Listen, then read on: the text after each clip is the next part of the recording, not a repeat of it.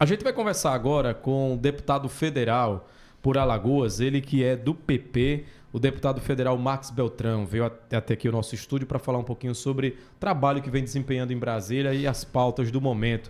Seja muito bem-vindo, deputado Marcos Beltrão. Bom dia para o senhor. Bom dia. Bom dia, Abdias. Bom dia, Felipe. Bom dia a todos vocês que fazem aqui o Antena 7, o Antena Manhã. Para mim é um prazer estar aqui. Quero desde já agradecer o convite, para que a gente possa aqui bater um papo sobre a política de Alagoas e do Brasil. Sem dúvida, deputado Max. Deputado, vamos começar falando daquela PEC que trata sobre o fortalecimento do Congresso. Uma discussão que foi puxada por alguns parlamentares para criar uma espécie de semipresidencialismo, dando mais atribuições decisivas ao Congresso Nacional, né? A proposta já alcançou o número de assinaturas necessárias, inclusive, para tramitar na casa, e agora deve ser encaminhada para aquele processo que começa nas comissões. O senhor achou uma boa ideia o Congresso ter ainda mais poderes? E queria saber como é que se o senhor assinou essa PEC ou não. Assinei sim essa PEC exatamente para que a gente possa ampliar o debate. Eu acho que toda PEC ela merece ser debatida na sua integridade. Muitas vezes as pessoas têm uma ideia de aquele determinado projeto vai ser bom ou vai ser ruim, mas se não tiver o debate, a gente nunca vai aprofundar e saber se ele realmente é um modelo de gestão que possa ser bom para o país. Então, não só eu assinei, como vários outros parlamentares, agora é o momento que a gente vai debater e se eu ficar convencido de que a PEC é boa para o Brasil, certamente eu votarei em plenário. Se eu ficar convencido de que a PEC não é boa para a política brasileira, para o nosso modelo de gestão, eu certamente não votarei. Então, é exatamente isso. Tramitar para que a gente possa debater, fortalecer o debate, escutar opiniões, escutar o que a sociedade pensa, escutar os segmentos da sociedade para que a gente possa formar uma opinião e, nesse debate, a gente poder levar o assunto mais a sério e, em caso de ser pautada, votar favoravelmente ou votar contra a matéria. Lembrando que, para o nosso teleouvinte, Felipe, antes de passar para você, só para a gente esclarecer um pouquinho, deputado Max, o que é essa PEC da criação de uma espécie de semipresidencialismo no Brasil? Quais são os principais pontos dela? Porque talvez algum teleouvinte que está acompanhando agora tenha escutado pela primeira vez sobre esse debate. Então, o que é essa PEC? Toda PEC, ela nasce com um texto, mas se ela for pautada, ela às vezes muda o texto na sua plenitude. A ideia é que a gente possa ter no Brasil o semipresidencialismo, ou seja, o Congresso ter uma espécie de primeiro-ministro, onde ele que vai juntamente com o presidente dar os destinos do nosso país. E se a gente for observar hoje o nosso modelo de gestão, ele já é um semipresidencialismo. Na prática, só né? que isso na prática, não de forma aberta para a sociedade. Mas hoje o governo não consegue, nenhum governo, ele vai conseguir governar se não tiver governabilidade no Congresso Nacional. Ou seja, o governo ele precisa ter a ampla maioria do Congresso para poder avançar em toda ou qualquer pauta. Então, eu creio que é um momento que o Brasil está já maduro, porque hoje, se a gente vê o nosso governo hoje, tanto o atual quanto o governo passado, ele basicamente governou o país em medidas provisórias. Ou seja, se a gente tem um semipresidencialismo, talvez seja o melhor caminho para que esse modelo que a gente está hoje vivendo, a gente possa ter mais clareza nas ações do qual é o papel do parlamento e qual é o papel do chefe do executivo. Então, eu acho que é um momento de debate para que a gente possa aprimorar as ideias e ver o que é melhor para o Brasil. Deputado, ainda nesse assunto, comparando aos anos anteriores, o Congresso hoje tem um controle maior e tem mais orçamento, né? O que acaba tendo essa correlação de força, pendendo mais para o Congresso, tendo mais participação no dia a dia da política do país. E muita gente critica justamente essa nova roupagem do Congresso de acabar até colocando o presidente em alguns encurralados algumas vezes. Como o senhor analisa essa crítica do maneira pessoal? Eu gostaria que o senhor refizesse a pergunta. Ele quer o contexto, talvez seja o contexto.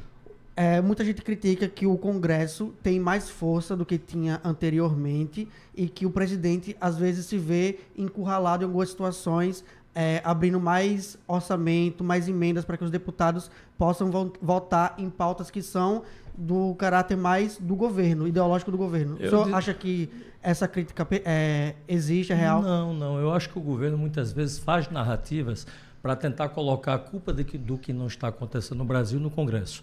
O governo é quem tem o papel de governar o país. O Congresso está lá para votar o orçamento, para fiscalizar, muitas vezes não fiscaliza, e o governo precisa entender que não pode fazer tudo ou qualquer ação sem discutir com o Legislativo.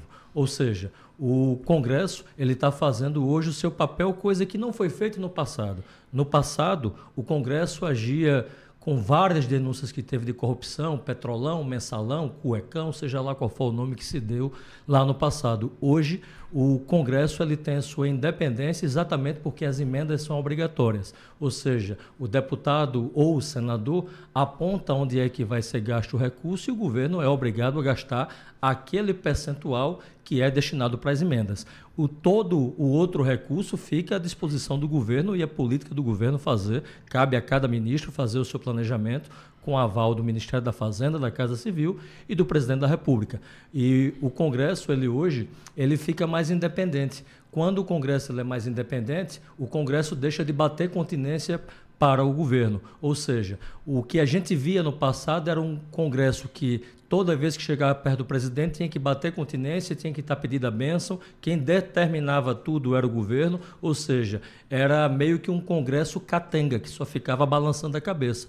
Hoje, o Congresso ele é autônomo, ele tem autonomia para tomar decisão, seja lá qual for o presidente.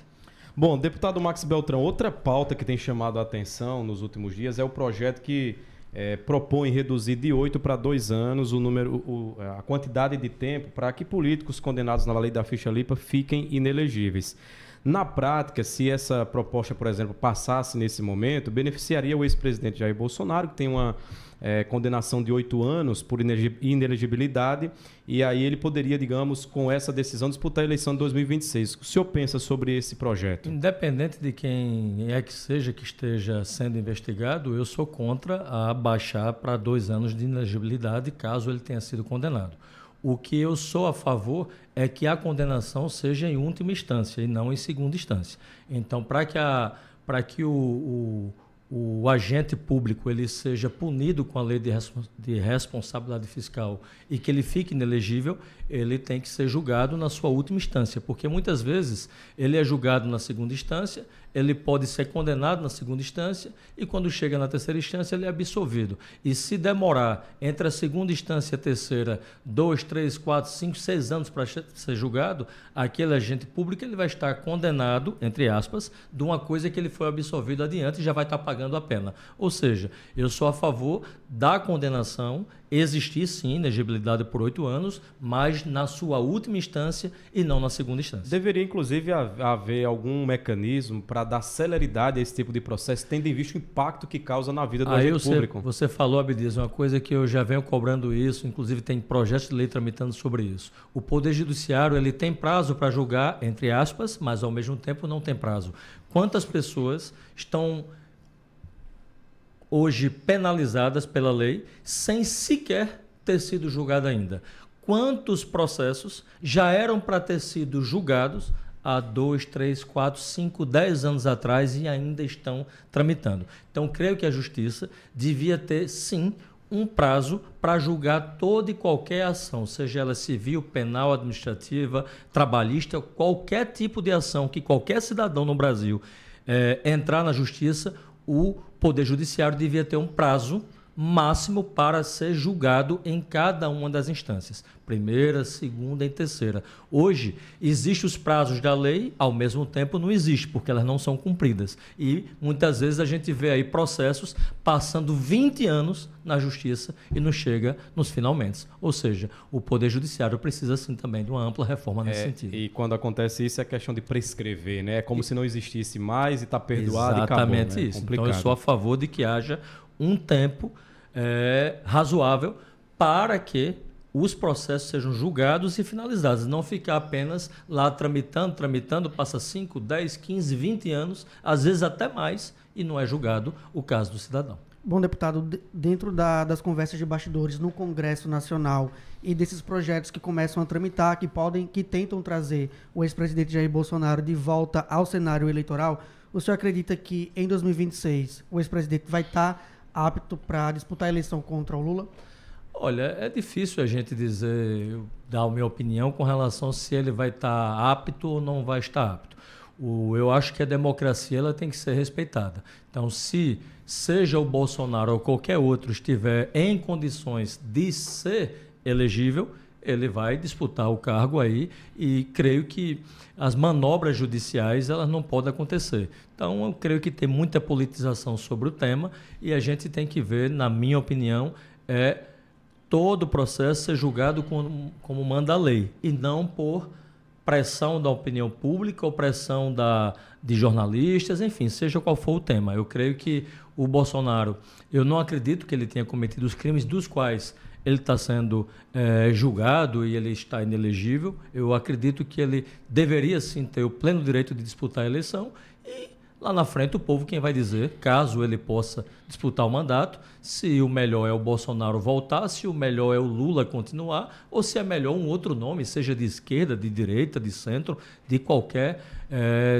setor da sociedade. Tem inclusive nomes novos aí sendo lançados, como o governador Caiado, lá do Goiás, tem Gustavo Lima, né, que recentemente tem também sido muito comentado aí, tem o Pablo Marçal, lá de São Paulo, tem o Ratinho Júnior, lá do Paraná, o Zema, lá de Minas Gerais, entre tantos outros que poderiam ser candidatos. Eu só espero que, seja lá quem for os candidatos, possam exercer os seus direitos políticos de forma democrática e não no tapetão. Dentre esses novos nomes que o senhor cita, que a direita vem estudando para ser uma alternativa ao Bolsonaro, qual o senhor avalia que seja um melhor nome? Olha, eu não tenho ainda uma opinião formada sobre quem seria o melhor nome dos, entre aspas, dos pré-possíveis presidenciáveis. Agora, se eu pudesse assim dizer de forma objetiva por quem eu torceria para ser o presidente do Brasil com o pé no chão e eu sei que se ele tiver a oportunidade vai ser um grande presidente, é o governador Tarcísio de São Paulo. Eu creio que ele é muito centrado, muito bem intencionado, fazendo um bom governo em São Paulo e creio que o nome dele seria uma grande e uma boa opção para o nosso país. A gente tem debatido também aqui no quadro Café com Política, deputado Max, esse momento de impopularidade do governo Lula. Pesquisas recentes do IPEC, Datafolha, mostram que a avaliação do governo é a mais positiva, a avaliação positiva é a menor de todos os governos Lula que já existiram, dos Lulas, né? 1, 2 e 3. 24% é a avaliação positiva. E uma pesquisa nova que foi divulgada no sábado do IPEC mostra que 62% dos brasileiros, na pergunta que foi feita, você acha que o Lula deve ir para uma reeleição agora, para tentar um quarto mandato? 62% acredita que não. Associado a esse cenário, nós temos a situação do PIX, que desgastou demais o governo, aquela questão de taxa, não taxa, a alta dos alimentos também, e o governo, inclusive, mudou a sua equipe de comunicação. O senhor acredita que tudo isso todo esse cenário pode custar a reeleição do presidente Lula? Eu creio que o Lula ele fez um bom governo lá quando ele foi presidente a primeira vez. Eu creio que ele fez um bom governo quando ele foi presidente pela segunda vez. E do tempo de Dilma para cá, a coisa começou a desandar com relação aos governos do PT. E o Lula 3, digamos assim, né, o terceiro governo do Lula, pelo que eu analiso, pelo que eu vejo, não é um governo que está bom para a sociedade. É um governo que está deixando muito a desejar. Eu creio que se o presidente quiser ser candidato à reeleição e contar com o apoio da população e contar com o apoio de todo o segmento da sociedade, ele vai ter que mudar bastante. Ele vai ter que mudar, inclusive, dentro do próprio sistema mais duro que está perto dele, ou seja, ministros precisam ser trocados, forma de governar precisa ser reavaliada, a política econômica precisa ser refeita. Não dá para a gente ver um governo falar em mudança, falar em melhorar a vida da sociedade, gastando cada vez mais, gastando muito mais que arrecada, um rombo bilionário nas contas públicas, as estatais dando um prejuízo gigante ao Brasil. Então esse modelo é um modelo que está ultrapassado. Então ou o presidente Lula muda isso ou o Brasil vai ter que mudar o presidente e o governo. Deputado, recentemente o ex-presidente da Câmara dos Deputados, Arthur Lira, deixou o cargo, né? Hoje quem está no posto é o deputado Hugo Mota, e o senhor fez uma publicação em homenagem ao deputado alagoano nas redes sociais e no finalzinho lá do texto que o senhor publicou, colocou a seguinte frase: rumo ao Senado. Arthur Lira já decidiu, de fato, ele vai disputar o Senado em 2026? Olha, essa é uma decisão e um anúncio que cabe ao deputado Arthur Lira fazer. Eu faço parte dos quadros do Progressistas. O deputado Arthur Lira é o presidente do Progressista em Alagoas, do partido que eu faço parte. Eu tive o privilégio de ter sido convidado para fazer parte dos quadros progressistas. O partido é um partido que atua realmente com um quadro de deputados fantásticos e muito bem preparados, que fazem cada um o seu papel dentro do Congresso. E eu creio que o deputado Arthur Lira, no tempo em que ele foi o presidente da Câmara, ele fez uma grande gestão, fazendo grandes mudanças que a sociedade esperava há muito tempo, como a reforma tributária, como o arcabouço fiscal, entre tantas outras pautas que a gente poderia aqui citar. E, enfim, foram várias, foram 4 anos de gestão. E o Arthur Lira está, sim, preparado para que seja um dos nomes para disputar o Senado em Alagoas e para representar o nosso Estado no Senado da República. Então, eu torço muito para que o deputado Arthur Lira tome a decisão de ser candidato ao Senado. Eu acredito até que ele será candidato ao Senado, até porque em conversas reservadas já conversei muito com ele a respeito disso, e no que depender de mim, e acredito que no que depender da grande maioria dos prefeitos de Alagoas, da classe política de Alagoas e da população, o Arthur Lira irá sim disputar o Senado e certamente tem tudo para ser eleito aqui em Alagoas. O senhor acha que ele vai ganhar um ministério nessa reforma ministerial que o Lula está preparando? Olha, se ele vai ganhar um ministério ou não, se ele teve esse tipo de conversa com o presidente Lula ou não, eu não sei porque ele não me contou.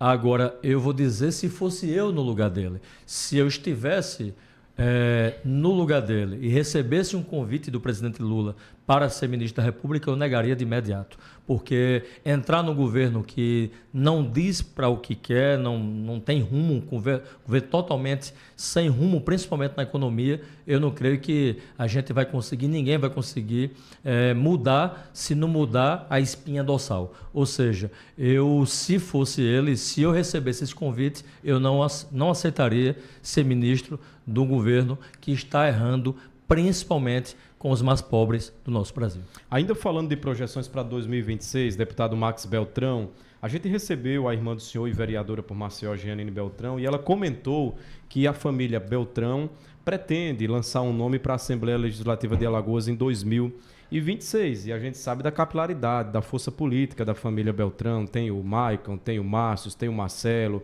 Tem bons nomes que poderiam estar que estão nessa lista, digamos assim. A família já tem um nome de consenso, uma cadeira na Assembleia também é uma meta em 2026? Olha, antes de discutir essa questão... Desculpe, 2026 é a Câmara Federal, né? Seria para... Não, 2026 mesmo, 2026. Tá certo, tá correto. Olha, porque eu falei vereadora, deputado estadual, deputado federal, eu acabei confundindo. Olha, eu faço parte de um grupo. E esse grupo que eu faço parte, que é o grupo lá do Litoral Sul, o grupo que tem a cidade de Coruripe como berço, nós vamos sim ter um candidato a deputado estadual. O candidato será o Marcos Beltrão, que ele é irmão, inclusive, do prefeito de Coruripe, Marcelo Beltrão. Então, o Marcos será o candidato do nosso grupo, não falo da família, o candidato do nosso grupo a deputado estadual terá o meu apoio lá na região, mas eu, como deputado federal, também tenho outras parcerias com outros deputados estaduais, até porque o meu trabalho não se resume ao Litoral Sul, ele é em todo o estado de Alagoas. Eu poderia aqui citar, por exemplo, uma parceria com a deputada Flávia Cavalcante aqui na região norte, poderia citar uma parceria com o deputado Lelo aqui em Maceió, em várias outras cidades de Alagoas, enfim, entre tantos outros. O prefeito o ex-prefeito de Palmeira dos Índios, Júlio César, será candidato também a deputado estadual, terá o meu apoio também, a gente tem conversado bastante, entre tantos outros nomes que eu poderia citar. E nós vamos ter sim esse candidato lá que vai representar a região sul, quer dizer, ele vai tentar ser eleito para representar a região sul. A Jeanine Beltrão aqui em Maceió, por exemplo, ela tem um compromisso com a deputada Fátima Canuto e nós vamos apoiar a deputada Fátima Canuto aqui na cidade de Maceió, entre tantas outras parcerias. A política ela é a arte do diálogo, onde a gente faz as parcerias e a gente tem que cumprir os acordos feitos para que a gente possa exercer o mandato na sua plenitude. E certamente o Marcos, que terá o nosso apoio também, ele será eleito e, se ele tiver o êxito, nós vamos trabalhar muito em parceria, principalmente pela região sul de Alagoas. O Marcos, só para a gente conhecer um pouco mais sobre ele, para mim é um nome novo dos Beltrões. O Marcos, qual é o currículo dele? Olha, o Marcos ele já foi secretário de saúde, já foi secretário de educação, ele é a cabeça pensante por trás do prefeito Marcelo e do ex-prefeito Márcio. Ele é quem faz toda a gestão, quem fez toda o planejamento da gestão de Coruripe, da gestão de Penedo, lá atrás também, quando o Márcio teve a oportunidade. Ele é quem fez todo o planejamento também da Secretaria de Educação, quando o Márcio esteve à frente. Então, ele é um cara que é muito inteligente, muito preparado, já assumiu cargos importantes e, certamente, se tiver a oportunidade, vai fazer um grande trabalho como deputado. Disputa de eleição vai ser a primeira. Disputa de eleição Então, vai ser a o primeira. Marcos Vai ser inaugurado, digamos assim. Vai ser testado nas urnas. O Marcos vai sair dos bastidores e vai Para agora ser testado assumir nas urnas. É isso aí. Bom, muitos acordos, muitos apoios. para sem 2026. dúvida. E isso que o deputado Marcos Beltrão colocou é interessante mesmo. Mesmo sendo um nome da família, mas, por exemplo, o deputado federal Marcos, na condição de deputado federal, tem apoios de outros nomes, como ele citou, e isso acaba não dando exclusividade nem para quem é da família, porque a política é dinâmica mesmo e exige essa capacidade, deputado. Inclusive, lá na região sul, também tem um compromisso com o Henrique Chicão, também tem um compromisso com o deputado Mesac, ou seja, a gente faz política com parceria, e quem faz parceria tem que cumprir. Ou seja, nós temos um trabalho muito amplo, como eu acabei de falar. O deputado federal Marcos Beltrão, ele não é apenas um deputado que tem uma base na região sul. Eu sou um deputado que trabalho em todo o estado de Alagoas, em praticamente todas as cidades de Alagoas. Eu tenho parceria com alguns prefeitos, ex-prefeitos, vice-prefeitos, vereadores, e dessa forma a gente consegue ter uma amplitude em todo o estado, levando as políticas para os municípios alagoanos, trabalhando as emendas, Felipe, como você falou lá no começo, para que a gente possa levar para os municípios de Alagoas e, consequentemente, melhorar a vida da população. Bom, deputado Marcos Beltrão conosco aqui no nosso Antena Manhã. O nosso tempo já está estourado, mas eu queria aproveitar a presença do senhor aqui para perguntar para o senhor sobre 2026 ainda, governo do Estado. A gente sabe que se desenha, num primeiro momento, uma disputa que poderá ser, tudo ainda no campo da especulação, mas JHC e Renan Filho, são briga os nomes. boa, né? Como é que o senhor acredita que vai ser uma disputa interessante se esses dois nomes se consolidarem e confirmarem as candidaturas? Eu creio que será assim interessante. O Renan Filho já teve a oportunidade de ser governador, fez um bom governo durante 2 mandatos e elegeu seu sucessor, que é o atual governador de Alagoas. E o JHC, ele acabou de ser reeleito prefeito de Maceió, então será uma oportunidade onde o povo de Alagoas vai poder optar de quem já foi, quem quer ser a primeira vez, quem faria um melhor governo, quem teria as condições de reunir as melhores condições de fazer um bom governo. Eu acredito que está na hora de virar a chave em Alagoas, eu acredito que está na hora de a gente ter uma mudança no rumo da política alagoana, eu acredito que está na hora de a gente ver novos nomes. E eu vou torcer muito e, no que depender de mim, trabalhar bastante para que o prefeito de Maceió, JHC, seja candidato a governador de Alagoas e que ele possa ter êxito. No que depender de mim e de todo o meu grupo político, eu vou trabalhar com muito afinco nisso. Muito obrigado, deputado Marcos Beltrão. Até uma próxima oportunidade. Bom dia para o senhor. Eu que agradeço e obrigado pela oportunidade. Esse foi o deputado federal por Alagoas, Marcos Beltrão. A entrevista você acompanha na íntegra no nosso site e também no nosso canal no YouTube. Valeu, Felipe. Até a próxima. Até a próxima, Abdias. Conversa cheia de pauta boa, que Exato. vai tudo render lá no Portal 7 Segundos. Acesse que daqui a pouquinho vai ter toda a cobertura da entrevista. Exatamente. 7segundos.com.br vai ter lá os desdobramentos.